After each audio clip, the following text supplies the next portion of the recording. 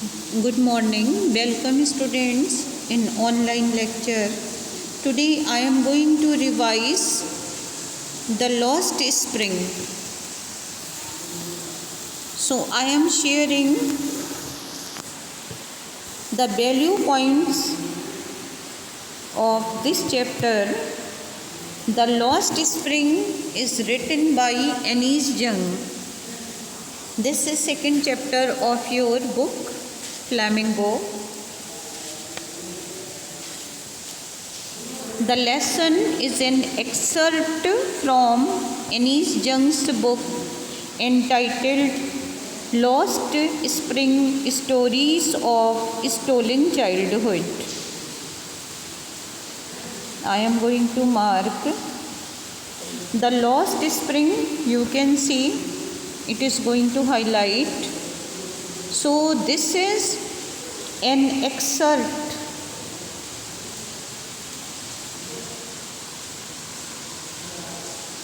of Anis Jung's book entitled Lost Spring Stories of Stolen Childhood.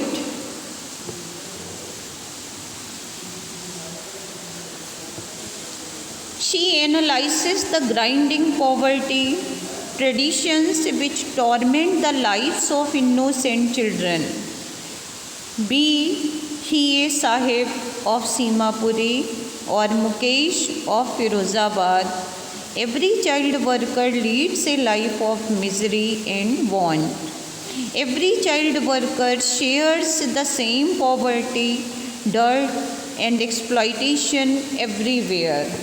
Anis Jung, she has tried to highlight the plight होता है दुर्दशा, miserable condition of those children who were living in utmost poverty.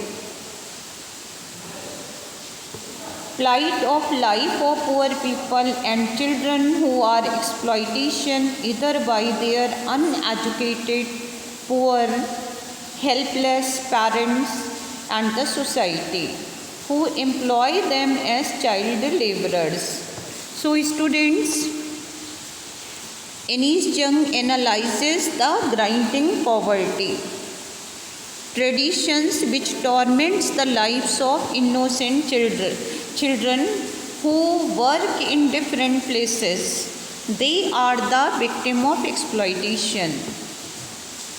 Employ them as child laborers. Spring of life refers to happiness. Lost spring.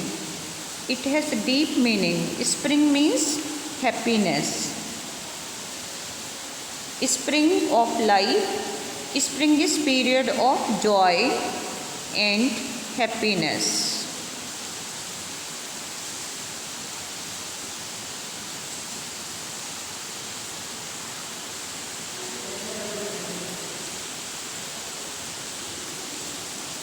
There are so many unfortunate children who are deprived of the happiness of their sweet childhood. Simapuri is on the border periphery of Delhi, where about 10,000 families of rag pickers live. Here is a description of Simapuri. They have come from Dhaka, Bangladesh.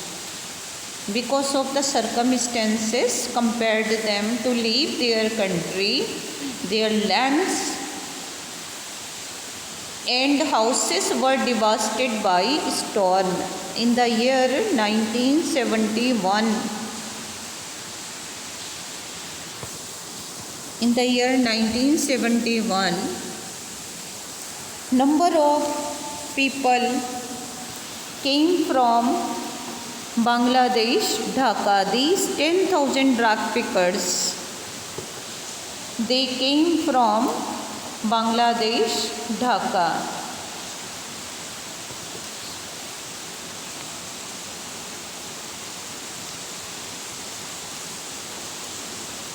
Settlement at Simapuri, huts. Huts, here it means mud houses.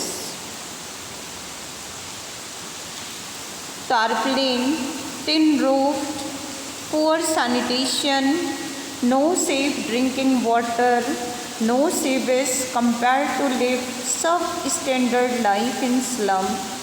They are on the outskirts, periphery of Delhi, living in a miserable life which is no way can match the life in Delhi.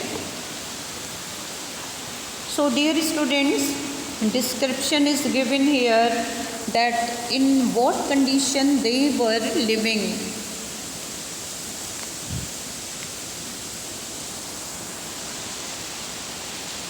They have ration cards to buy grains and have vote banks for politicians, but are compelled to lead a poor life. More and more people migrated. Certain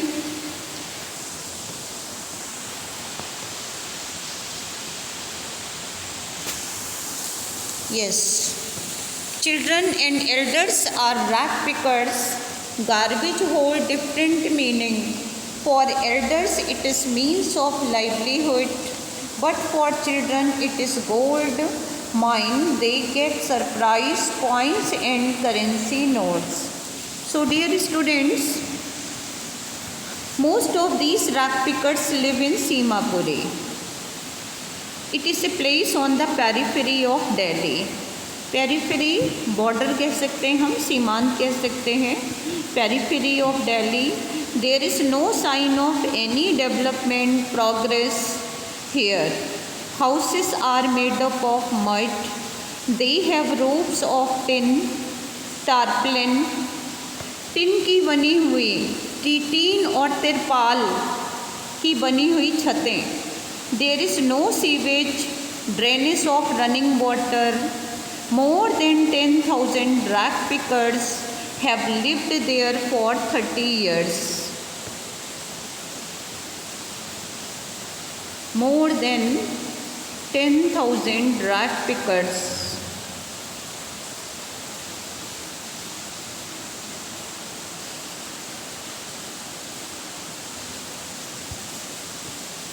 Living in Simapuri. There is no sewage, drainage. They came from Bangladesh, Dhaka in 1971. They have no identity or permits. They don't have any facility. They have only ration cards that enable them to vote and buy grains. For them, food is more important than identity. उनके लिए उनकी पहचान से ज़्यादा ज़रूरी है उनकी identity. और उनकी पहचान क्या है? They are simply rag pickers and they don't have the basic amenities in their life. Both children and elders are rag pickers. Garbage hold different meanings. Where should these children be? इन बच्चों को कहाँ होना चाहिए? They should be in schools because children are future hope and future of the nation. They should be in schools. They must have books, notebooks in their hands, but they are compelled to do work in different places. Here children as well as their parents, their elders, they used to pick the waste material from garbage. Garbage hold different meaning. For elders it is meaning of livelihood. बड़े लोगों के लिए ये livelihood, उनकी आजीविका, उनकी रोजी रोटी का साधन है. But for children, this is a package wrapped in wonder. For children, it is gold. They get surprise. Sometimes they get coins, 1, 2, 5 or 10 or currency notes. This gives them hope that they would get more and more. These children are deprived of schooling, fulfilling their dreams and wearing shoes. They are the gang of rag pickers, a group of rag pickers who move in local areas barefooted with semi-naked body. They remain barefooted. It doesn't matter whether they were wearing shoes or footwears. Sahib-e-Alam. Now I am talking about Sahib-e-Alam. Sahib-e-Alam was a simple barefooted rag picker. Sahib is a rag picker whose name means Lord of Universe.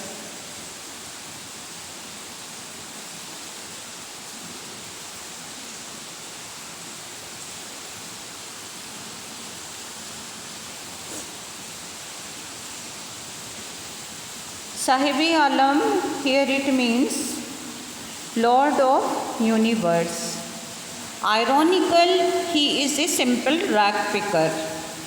He is a 10-year-old, has a dream to go to school, wear tennis shoes and play tennis. He was a dreamer, but he could not fulfill his dreams. Gets a discarded pair of tennis shoes, it doesn't matter they were matching or not. Later works in a tea stall and getting 800 rupees per month, his salary and all his meals. But he is no master of his own, has no freedom. He is thus unhappy. Weight of tin canister is heavier than his bag, his own bag.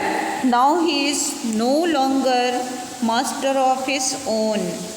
So students, Sahib-e-Alam doesn't seem to be happy working at the tea stall.